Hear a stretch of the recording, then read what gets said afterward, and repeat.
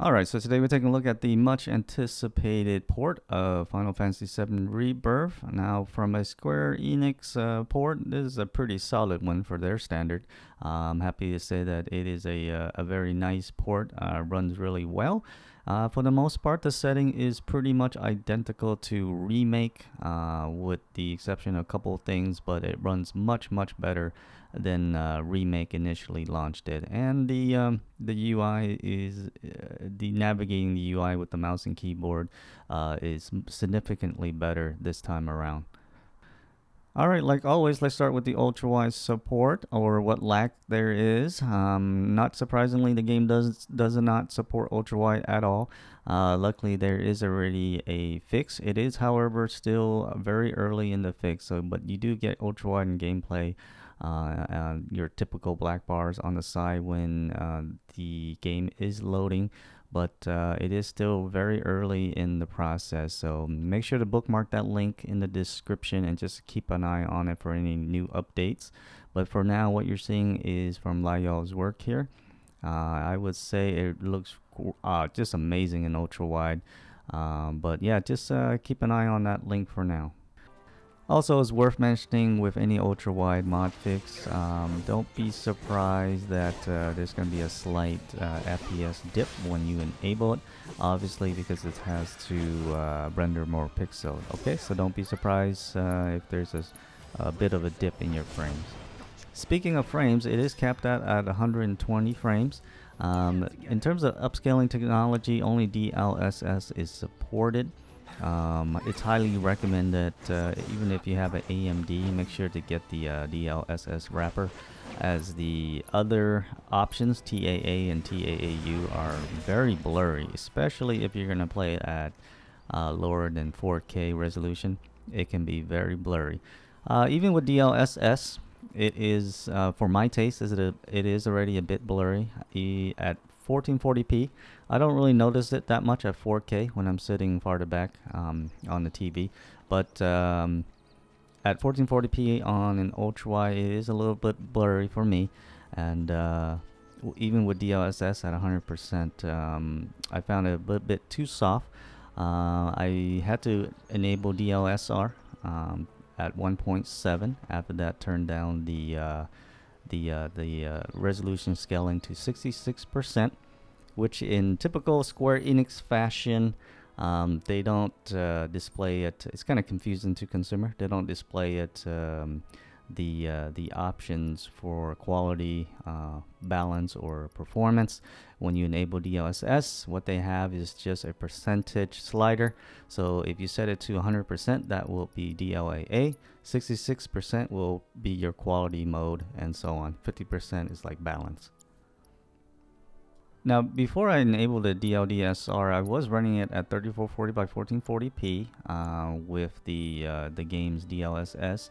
But after upgrading it to DLSS 4, it is such a game changer. DLSS 4 is really a game changer. Everything just looks so much cleaner and smoother at the same time. Even at low resolution, now if you bump it up to 4K, it just looks huge difference from DLSS 3. So right now I'm running it at not only in DLDSR 1.7x, but also with DLSS 4, and it just looks absolutely amazing at 100%.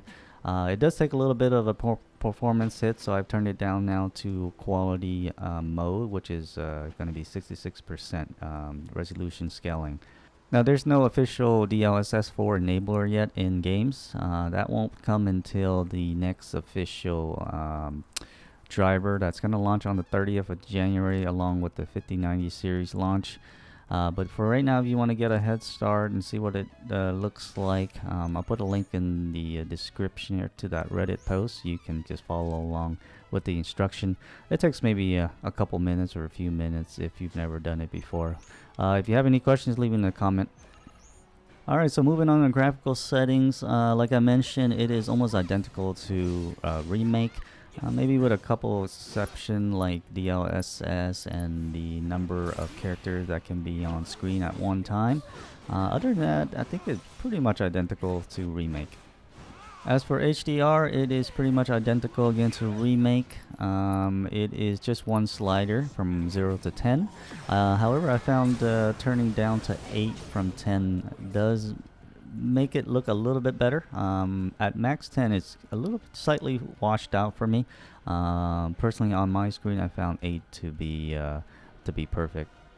Control wise, let's start with mouse and keyboard. Much better than Remake. You can't really use the mouse. There's no mouse cursor when in the menu, but you can use the scroll now, the mouse scroll, to be able to select up and down. So that's a definitely actually a game changer, believe it or not. But for the most part, it is a little bit easier to navigate with the mouse and keyboard now in the menu. You can completely play this game with the mouse and keyboard, by the way. It just takes a few key changes, but I prefer to play it with the mouse and keyboard. As you know, for these really long games, just being able to control the camera with the mouse is such a game changer for me. Also, the controller. In terms of controller, you can actually use the PS5 controller, and haptic feedback is supported even in wireless. So that is awesome. All the feature that you expect from the PS5 version is here with haptic feedback, and yeah, it's exactly the same like you would be playing on the PS5. This time it just supports it wireless as well. I didn't have to do anything. It just kind of worked out the box. All right, so I think that does about it overall for Square Enix standard. This performance-wise, this is a very solid port. Their graphical settings does need to be a little bit more improved in the future, hopefully.